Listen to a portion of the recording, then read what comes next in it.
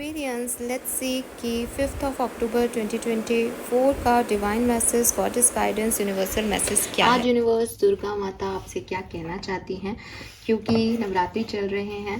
So yes, जो message और guidance आएगा वो मे बी दुर्गा माँ की तरफ से आए, मे बी डिवाइन एनर्जीज कोई और आपके लिए काम कर रही हैं तो उनकी तरफ से आए।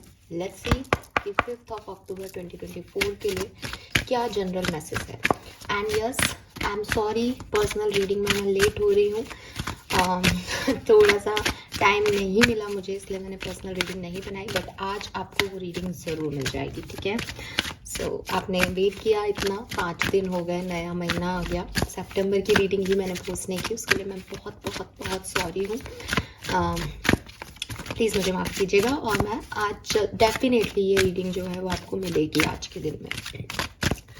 ऑल राइट, पॉजिटिव एनर्जीज के साथ let's see divine message, goddess guidance, universal message क्या है। Please universe, please divine power, please spirit guide, please give me the accurate message for कुंभ राशि। Thank you. Please my guardian angel, please archangels, please spirit guides, please come and guide me. Thank you. Alright, thank you so much. We have quiet time.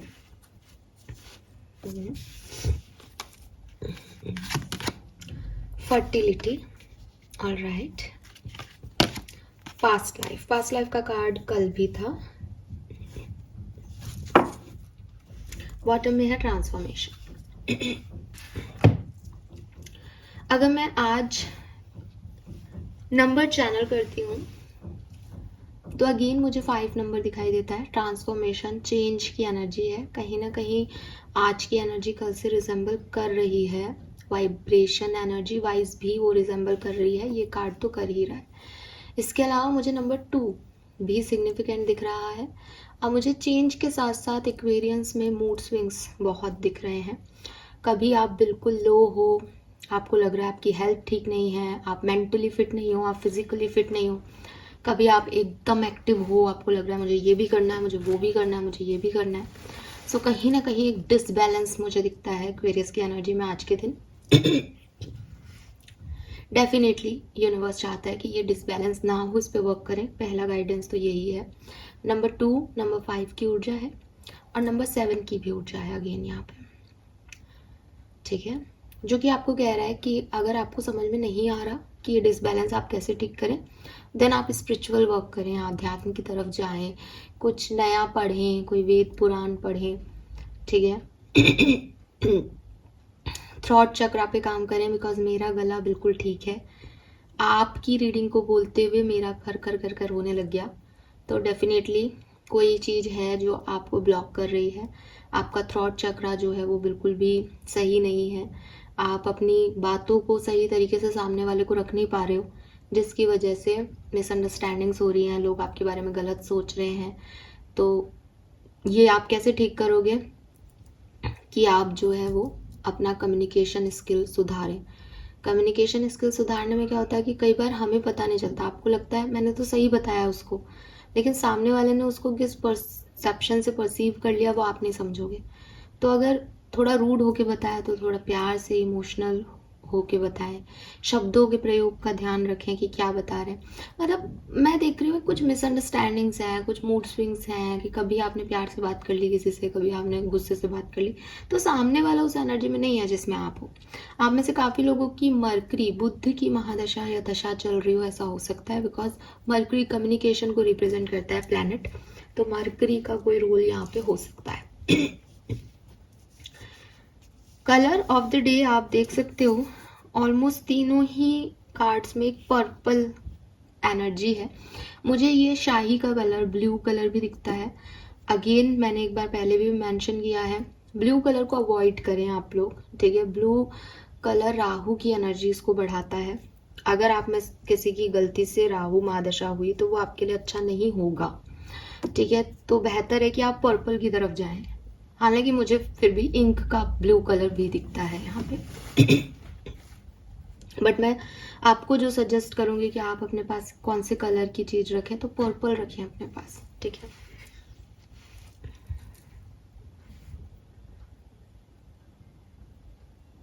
Then यहाँ पे message क्या है आपके लिए, guidance क्या है, बड़े सिंपल सी चीज़ें हैं। सबसे पहला है quiet time, take some time alone to rest, meditate and contemplate. अब देखो जो मैंने आपको एनर्जी बता रही थी ना कहीं ये गाइडेंस उसी के रिगार्डिंग आप समझ पाओगे कि मुझे मेरे मूड स्विंग्स आ रहे हैं, मुझे समझ में ही नहीं आ रहा कि क्या करना है, ठीक है, तो मैं चुप बैठूं, अपनी अंतरात्मा की आवाज़ सुनूं, मेडिटेट करूं, ताकि मैं बाहर के जो मेरे दिमाग में बहुत सारे थॉट्स आ रहे हैं, बाहर की सिचुएशन से मेरे दिमाग में हिलडुल हो रही है, उससे अच्छा मैं अपने अंतर मन की आवाज़ सुनूं कि मेरा मन मुझसे क्या चाहता है, ठीक है। कई बार ना लाइफ में ऐसी सिचुएशन आती है यार आपका गला बहुत मेरा गला नहीं खराब है, लिटरली नहीं खराब है। आप बाकी की रीडिंग्स देखना, मेरा गला बिल्कुल ठीक है, ये अभी कुछ हो रहा है मुझे इस रीडिंग को करते हुए। ओके ओके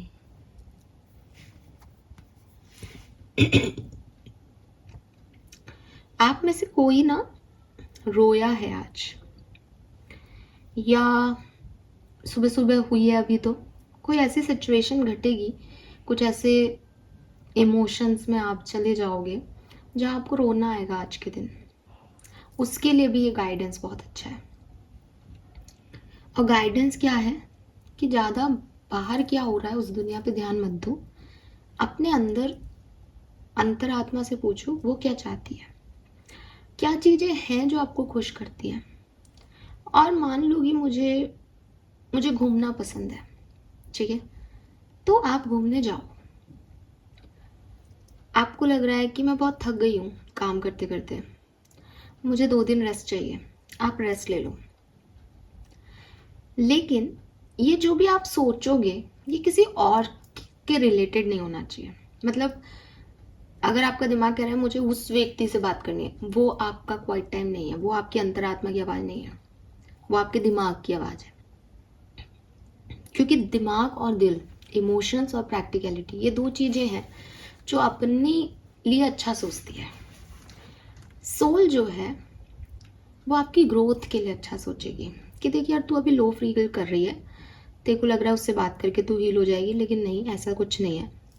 तू वो कर जो तेरे को अच्छा लगता है, तू अपने आप से प्यार कर, क्योंकि उससे बात करके अगर तू आज ठीक होती है तो हो सकता है 2 दिन बाद तू फिर खराब हो जाए, क्योंकि तू डिपेंड हो रही है सामने वाले पे। तो सोल जो है ना, इसीलिए कहते हैं कि बाहर ही दुनिया की मत सुन, दिमाग की मत सुन। दिमाग क्या कहेगा, यार अगर उससे बात नहीं हुई, मान लो वो किसी और से बात कर रहा होगा, तो दिमाग ने तो और खलबली मचा दी, करनी पड़ेगी, क्यों, ताकि वो किसी और का नहीं हो, उसको और कुछ नहीं चाहिए, उसको तो सक्सेस अपनी चाहिए। दिल इमोशनल लेवल पे याद आ रही है, बात करनी पड़ेगी वरना मेरा तो मन ही नहीं लगेगा किसी चीज़ में, दिल जो है वो इमोशनली डिसबैलेंस कर देगा। लेकिन दोनों ही आपको डिपेंडेंट बना रहे हैं लोगों पे। आपके लिए कोई सिचुएशन घटेगी तब आप खुश होगे, कोई सिचुएशन आपके अगेंस्ट घटेगी तो आप नाराज हो जाओगे, दुखी हो जाओगे। ज़िंदगी को ऐसे नहीं जिया जाता, ठीक है। आपकी ज़िंदगी को आपको ऐसे जीना है कि चाहे अच्छा हो रहा है चाहे बुरा हो रहा है, मैं एक ही एनर्जी में हूँ, एंड ट्रस्ट मी वो बोरिंग नहीं होती ठीक है। अगर दिमाग में आ गया मैं एक ही एनर्जी में तो बोरिंग नहीं, फिर आपको अफेक्ट नहीं करती चीज़ें। आप खुश हो, आप खुश हुए और थोड़ी देर में आप नॉर्मल हो, आपको बुरा लगा और फिर आप नॉर्मल हो, बिकॉज आप किसी चीज़ पे डिपेंड नहीं हो, आपकी ऊर्जाएं किसी चीज़ पे डिपेंड नहीं है, आप किसी चीज़ से अटैच नहीं हो, ठीक है। तो ये एनर्जी जो है वो कुछ लोग लिख देंगे कि ऐसा फिल्मों में होता है, ऐसा महान लोगों में होता है, नहीं, ऐसा दुनिया में होता है। मैंने देखा है मैंने देखा है ऐसे व्यक्ति को जो बिल्कुल जो है आप उन पे गुस्सा कर लो वो आपको पलट के कुछ भी नहीं कहेंगे और फिर भी हंसते मुस्कुराते रहेंगे। अब आपने गौतम बुद्ध का नाम सुना है ना, मैंने उन्हें नहीं देखा, लेकिन वो भी थे, इंसान ही थे, आपके और मेरे जैसे ही थे। तो उन बल्कि ज़्यादा रिच थे, उन्होंने ज़्यादा चीज़ें देखी थी अपने बचपन में, स्टिल वो ऐसे आए ना, ऐसे हुए ना। तो आपको भी यही कह रहे हैं यूनिवर्स कि आप 100% ऐसे भलाए ना हो पाए, लेकिन एटलीस्ट अपनी इतनी हीलिंग करें कि किसी पे डिपेंडेंसी आपकी खुशी नहीं हो, आप अपनी ज़िंदगी का अधिकार दूसरों को ना दें, ठीक है। तो अपनी बॉडी को फिट करने के लिए, अपनी मेंटल एनर्जी को फिट करने के लिए, अपनी ऊर्जाओं को संयमित रखने के लिए आप आज के दिन कम बोलें कम किसी से एक्सपेक्टेशंस रखें और दूसरी चीज़, मेडिटेट करें, कंtemplate करें, अपने आप अपने अंदर झांकें दैट व्हाट यू वांट, आप क्या चाहते हो अपने लिए, आपको क्या रिलीज़ करने की ज़रूरत है इस समय, क्या चीज़ें आपको हेल्दी नहीं लग रही, क्या चीज़ें आपको नुकसान पहुंचा रही है, कौन सी सोच आपके दिमाग को ऐसा मूड स्विंग्स ला रही हैं, आप उन चीज़ों को कैसे अपने आप से ठीक कर सकते हो। तो बिना दूसरों के किसी के इन्वॉल्वमेंट के आप अपने लिए क्या कर सकते हो, उस सवाल के जवाब अपने अंदर ढूंढने की कोशिश करो, ठीक है। और क्वाइट टाइम है, अगेन आपको यही कहा जा रहा है कि आज के दिन कोशिश करना कि हर किसी चीज़ में नहीं पड़ना, ठीक है। कि ऐसा नहीं हो कि मुझे मूड स्विंग्स आ रहे हैं तो मैंने इससे भी लड़ाई कर ली, इससे प्यार से बात कर ली, इससे लड़ाई कर ली, इससे प्यार कर, नहीं। जितना कम इन्वॉल्व रखोगे लोगों को उतना ज़्यादा हैप्पी रहोगे। ये ओवरऑल गाइडेंस भी हो सकता है कि आपको लग रहा है मैम मेरा ये काम नहीं बन रहा, मैं फिर से ट्राई करती हूँ, मैं ऐसा कर लेता हूँ, ए प्लान कर लेता हूँ, बी प्लान कर लेता हूँ, सी प्लान कर लेता हूँ। मत करो कोई भी प्लान, बिकॉज अभी रेस्ट लोगे, चुप बैठोगे तो मिलेगा आंसर कि ए से होगा, बी से होगा या सी से होगा, ठीक है। ए से ट्राई करते रहोगे, बी से ट्राई करते रहोगे, सी से ट्राई करते रहोगे तो फिजिकली और मेंटली इतने थक जाओगे कि समझ ही नहीं आएगा कि अगर ए से भी होना होगा ना तो आपसे नहीं होगा। मतलब कई बार नहीं होता कि आप कोई चीज़ ढूंढ रहे होते हो, पागलों की तरह ढूंढ रहे होते हो, कहाँ है कहाँ है कहाँ है, आपको नहीं मिलती, 2 दिन बाद वो चीज़ आपको मिल जाती है। तो that is not magic, because आपका दिमाग थक चुका होता है, आप बहुत ज़्यादा एंशियस हो रहे होते हो, तो चीज़ें जो सही होनी है वो भी नहीं आपसे हो पाती। तो ये वैसा ही है कि आप लोग थक रहे हो, आप बहुत ओवर कर रहे हो किसी सिचुएशन में, तो थोड़ा सा शांत हो जाओ भी, उससे आपको अंदर से आपके आंसर मिल जाएंगे। अगर आप में से काफ़ी लोगों के दिमाग में ये है कि मेरे दिमाग में एक क्वेश्चन है, मुझे इसका आंसर चाहिए, तो ये कार्ड आपको ये भी कह रहा है कि सवालों के जवाब आपके अंदर हैं। थोड़ा सा शांति से बैठो, कमरे में एक कैंडल जला लो, लाइट बंद कर दो और आधा घंटा जो है बैठो, सिर्फ बैठो, आपके दिमाग से सारे थॉट्स को निकाल दो, रिलीज़ कर दो अपने आप को। बार बार कोई थॉट आ रहा है तो उसको जवाब देना शुरू करो कि देख ऐसा कर लेंगे अपन। हमेशा अपने आप से बात करना पागलपन नहीं होता, कभी कभी खुद को हील करने का भी यही तरीका होता है, ठीक है। सो बेहतर है कि आप दुनिया से सवाल करो और उनसे जवाब मांगो, या यूनिवर्स से जवाब मांगो, आप अपने आप से जवाब मांगो। Then we have fertility. It is the perfect time for you to start new project, assess new ideas and give birth to a new condition.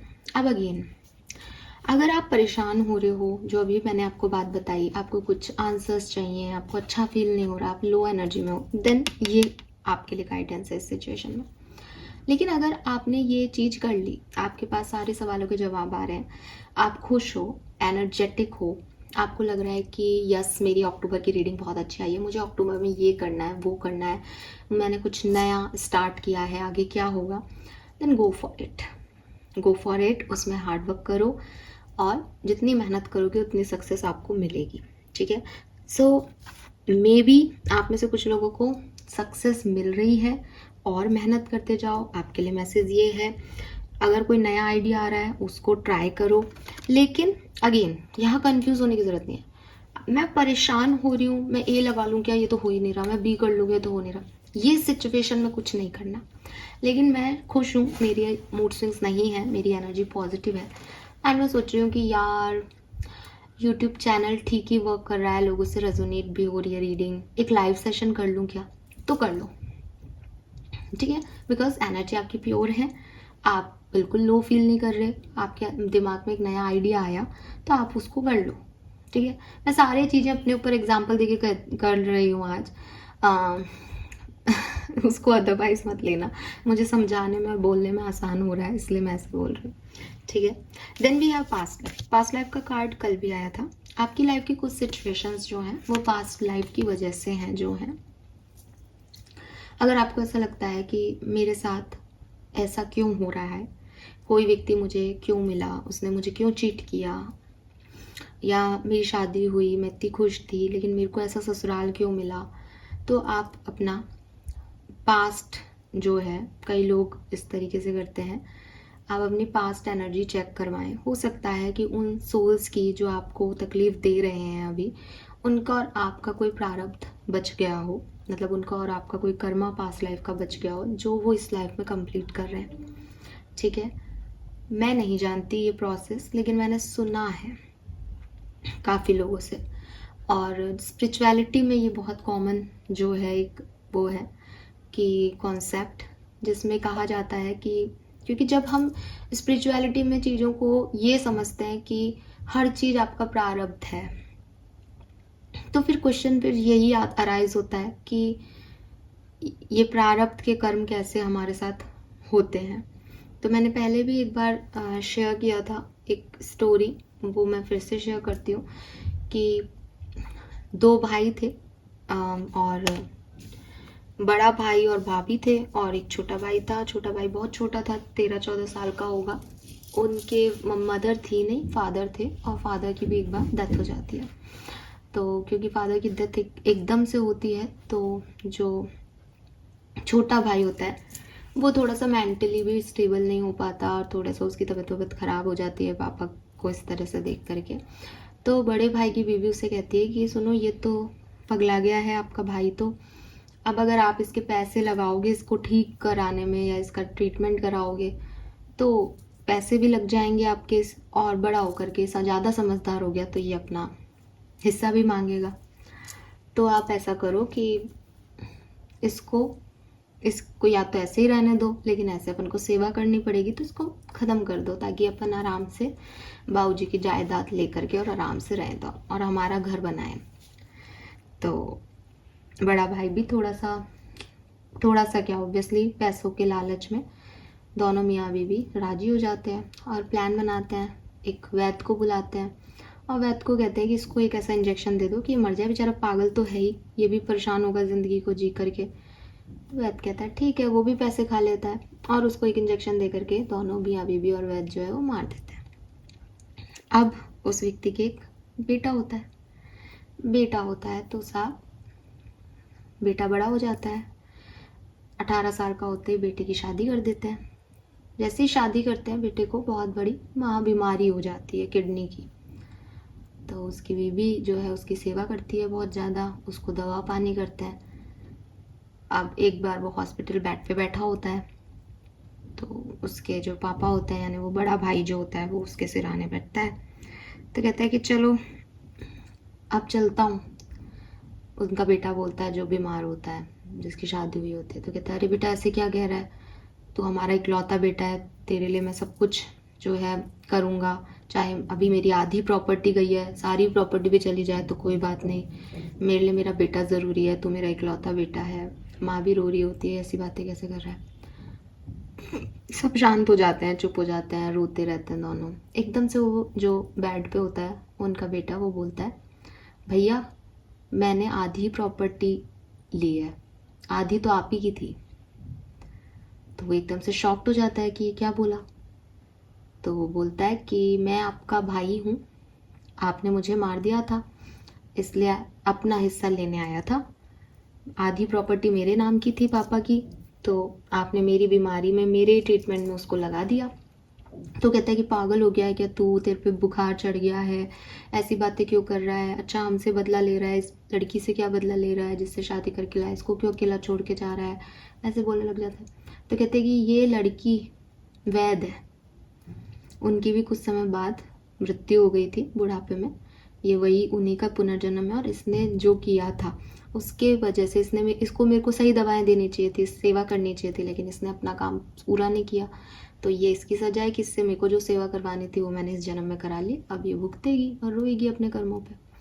तो ऐसे जो है वो हमारे कर्म जो है वो क्रिएट होते हैं कि अगर आपने किसी का लिया और आपने ऐसा सोचा कि भाई हम तो जीत गए, हमारी तो विक्ट्री है, तो अब वो आपको कैसे ना कैसे कभी ना कभी देना पड़ेगा। ये पुनर्जन्म की बात हो गई।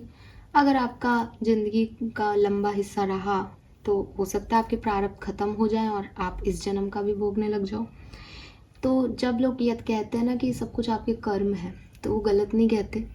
डेस्टिनी जो भी बनी, उस बच्चे का वहाँ पे पैदा होना उनके घर में, वहाँ पे उसकी तबीयत खराब होना, उसकी शादी होना, ये सब डेस्टिनी थी। लेकिन क्यों बनी? क्योंकि उसके कर्म पिछले जन्म के अधूरे थे इस परिवार के साथ। ऐसे ही आप लोगों की लाइफ में या मेरी लाइफ में जो भी लोग जुड़ रहे हैं, मिल रहे हैं, अच्छा कर रहे हैं, बुरा कर रहे हैं, वो सब लोग कोई ना कोई अधूरा काम पूरा करने आए हैं, और जिनके पहले जन्म है वो अपनी कहानी लिख रहे हैं। अब ये कहना मुश्किल है कि ये मेरा पहला है कि आपका पहला है ना। तो अच्छे कर्म करना, सही संगत लेना, सही चीज़ें करना, ये बहुत ज़रूरी है ताकि हम एक सही डेस्टिनी को चूज़ करें। तो डर हमारी सोसाइटी ने डराने के लिए कि देखो गलत काम करोगे तो भगवान सजा देंगे, भगवान की चीज़ नहीं है स्पिरिचुअलिटी में। स्पिरिचुअलिटी ये कह रही है कि आपने जो किया वो आपके पास आएगा। लॉ ऑफ अट्रैक्शन चल रहा है, यूनिवर्स में जो दे रहे हो वो चीज़ आपके पास आएगी। आपको लग रहा है आज मैंने किसी भिखारी को 10 रुपये दिए, मैं बड़ा नहीं, वो 10 रुपये उसने पिछले जन्म के आपको दिए होंगे, जो आपको चुकाने थे आपने उसको दे दिए। आप वहीं हो, आपका जो रूप है, आपकी जो संगत है या आपका जो आकार है इस ब्रह्मांड में वो उतना ही है, आप बड़े नहीं हुए। ठीक है। सो अगर यूनिवर्स ने आपको गिवर बनाया है, इट मीन्स कि आपको बहुत सारे लोगों का देना है, रिटर्न करना है। इस चीज़ को ग्रैटिट्यूड करें, इस चीज़ को जो है शुक्राना कहें कि हाँ थैंक गॉड कि मैं दे पाया, मैंने दे दिया, मेरे पे कुछ नहीं रहा। तो मतलब पापा मेरे कभी भी हमको कोई कुछ मिलता था कि देना है, नियत ये नहीं है कि लेने का देना करना है, नियत ये है कि भाई मैं किसी का नहीं लेना चाहता, मुझे इतना बनाया है भगवान ने कि मैं दे सकता हूँ तो मैं सबको दे दूँगा। तो ये चीज़ जो है ना वो होनी चाहिए, ये चीज़ आपको ग्राउंडेड रखती है कि मुझे नहीं रखना, और दूसरों को देने लायक बनाया ईश्वर ने मुझे, उसके लिए थैंक यू। तो ये चीज़ें जो है वो बहुत मैटर करती हैं, है ना। यस एंड यस, तो पास्ट लाइफ रिग्रेशन करके एक थेरेपी है बेसिकली। अगर आपको लग रहा है कि आप बहुत परेशान हो रहे हो कि ऐसे लोग क्यों मिल रहे हैं, ये क्यों कर रहे हैं मेरे साथ, तो आप पास्ट लाइफ रिग्रेशन करा सकते हो सही व्यक्ति से मिलके। सही व्यक्ति बहुत इम्पॉर्टेंट शब्द है यहाँ पे, क्योंकि कई बार क्योंकि मैं ऐसे वीडियो बनाती हूँ तो मुझको इस तरह की वीडियोस ही दिखते हैं यूट्यूब फील्ड पे, एंड कभी कभी मैं बहुत सोचती हूँ कि ये लोग क्या बोल रहे हैं। सबको सब कुछ आता है, किसी ने शायद किताबें नहीं पढ़ी, सिर्फ उसने वो चीज़ बोल रखी है, उसको वहाँ से उठा लिया, इसको वहाँ से उठा लिया, और कुछ भी ना ऑप्शन आप बोल रहे हैं लोग यार। मतलब कई बार मन करता है मैं कमेंट करूँ, बट मैं आप लोगों जैसी नहीं हूँ कि क्रिटिसाइज करूँ, लाइक चलो ठीक है किसी का चैनल है और उस वो अपना काम कर रहा है, लेकिन हर व्यक्ति सही नहीं है, मैं तो इतना सा कहूँगी सिर्फ। तो है ना, सही व्यक्ति को ले। अब मेरे से मत पूछना कमेंट में मैम आप बताइए सही व्यक्ति, बिकॉज मैं लिटरली इस फील्ड में नहीं हूँ, तो मैं कोई भी झूठ और सच नहीं बोलूँगी, है ना।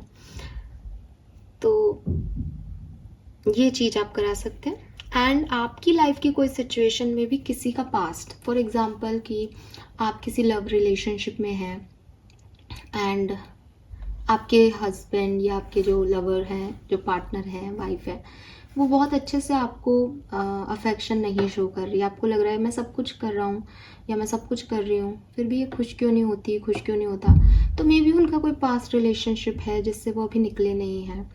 ठीक है, बिकॉज आपकी किसी सिचुएशन में पास्ट इन्वॉल्व है। ये ज़रूरी नहीं है लव लाइफ में हो, ये ऐसा हो सकता है कि उनका चाइल्डहुड ट्रॉमा हो कोई, वो परिवार के बीच में नहीं रह पाती हों या नहीं रह पाते हों, उनको ऑकवर्ड लगता हो बिकॉज उन्होंने बचपन से वो चीज़ें नहीं देखी। तो कई चीज़ें होती हैं पास्ट से कनेक्टेड, है ना, कि इसी लाइफ में आपने बचपन में क्या एक्सपीरियंस किया, उसका आपके मन में एक बहुत बड़ी जो है इमेज बनी हुई है कि लोग ऐसे होते हैं, कि कोई रूरल एरिया से आया या अर्बन एरिया में भी, कि मदर जो है वो बेचारी होती हैं और फादर डोमिनेट करते हैं। अभी ऐसी फीमेल की कहीं शादी हो और वो यही देखे कि मेरा हस्बैंड भी मुझे डोमिनेट करेगा, तो वो पहले से ही एक परसेप्शन लेके आई है, तो वो हो सकता है उसी तरीके से डर डर के बिहेव करें, एंड यू आर लाइक ये हर बात में से क्यों सहमी सहमी हो जाती है। तो ये चीज़ें होती हैं दुनिया में, है ना, आपको और हमको नहीं पता, लेकिन जिसके साथ हो रहा है उसके साथ हो सकता है। तो यहाँ पे पास्ट सिचुएशन इन्वॉल्व है, यहाँ पे तब तक कुछ प्रोग्रेस नहीं होगी जब तक पास्ट सिचुएशन पे काम नहीं किया जाएगा। ठीक है, yes, so this is all for you. Yes, यही मैसेज। एक और मैसेज मैं आपको कहूँगी, अगर आपसे हो सके तो आप ब्राइट लाइट सनलाइट, ठीक है, थोड़ा समय अपना सुबह सनराइज़ के टाइम बैठें, ग्रीनरी पेड़ पौधों के पास बैठें, या फिर रात को बिल्कुल तारों के बीच में जाएं और मतलब वहाँ लेटें, अच्छी ठंडी हवा का आनंद लें। थोड़ा सा ग्राउंडेड होने की ज़रूरत है, क्योंकि ना दिमाग बहुत चल रहा है, मूड स्विंग्स आ रहे हैं। ये सब चीज़ें कैसे ग्राउंड होगी? जब आप देखोगे कि यूनिवर्स कितना खूबसूरत है, भगवान का क्रिएशन कितना सुंदर है, सब अपने अपने टाइम से आते हैं, सब अपने टाइम से चले जाते हैं, किसी का किसी में कोई इंटरफेरेंस नहीं है। तो आपकी लाइफ में भी किसी का कोई इंटरफेरेंस नहीं होना चाहिए, आपको अपनी ज़िंदगी अपने हिसाब से जीनी है, ठीक है? यस, तो थोड़ा टाइम आप प्रकृति के बीच में बिताएंगे तो आपको अच्छा लगेगा। मेकिंग पीपल लाफ, देखो खुद का स्ट्रेस कम करने का ये बहुत अच्छा और आसान तरीका है। सिली से जोक्स बोलो, कहीं बैठे हो और लग रहा है कि यार दिमाग ख़राब हो रहा है, मूड स्विंग्स आ रहे हैं, सबसे लड़ाई हो रही है, तो कुछ भी कोई जोक जो है वो पढ़ लिया मोबाइल से और सबको सुना दिया। जब सब हंसते हैं ना तो माहौल में एक अलग ही आनंद आ जाता है कि अरे ये क्या हो गया, कॉमेडी, ठीक है? सो जितना आप लोगों को हंसाओगे उतना आप अपना स्ट्रेस कम कर पाओगे। यहाँ पे ये है, ठीक है? मेकिंग पीपल लाफ, जितनी कोशिश करो कि लोगों को काइंडनेस सर्व करो, लोगों को जोक सुनाओ, लोगों को हंसाओ, लोगों के साथ बैठो, जोर जोर से हंसो, यस, ये आपके लिए काम करेगा, आपका स्ट्रेस रिलीव करेगा। बिकॉज जो एक ओवरऑल एनर्जी आ रही है फर्टिलिटी के अलावा, वो यही आ रही है कि स्ट्रेस में हो आप लोग, कुछ लोग, तो उनके लिए खास मैसेज है, ठीक है? This is all for you. I hope ये आपसे रेजोनेट करेगा। Bye bye.